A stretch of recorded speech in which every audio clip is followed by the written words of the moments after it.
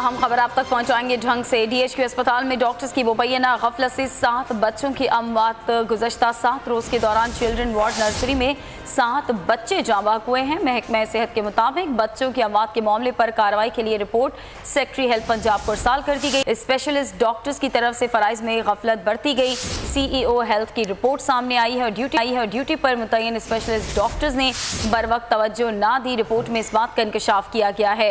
ये अहम खबर आप तक पहुंचा रहे हैं ढंग से, जहां DHQ अस्पताल में डॉक्टर्स की मुबैना गफलत का मामला है। 7 बच्चों की अमवात हुई है और गुज़श्ता 7 रोज के दौरान चिल्ड्रन वार्ड नर्सरी में 7 बच्चे जाँ बहक हुए हैं। जी हाँ, ये भी बताया गया है कि बच्चों की अमवात के मामले पर अब कार्रवाई के लिए रिपोर्ट सेक्रेटरी हेल्थ पंजाब को भी इरसाल कर दी गई है और इसमें यह बताया गया है कि स्पेशलिस्ट डॉक्टर्स की तरफ से गफलत बरती गई है और अब ये भी कहा जा रहा है कि ड्यूटी पर मुतय्यन स्पेशलिस्ट डॉक्टर्स ने ड्यूटी अंजाम नहीं दी, बर वक्त तवज्जो नहीं दी इन बच्चों पर।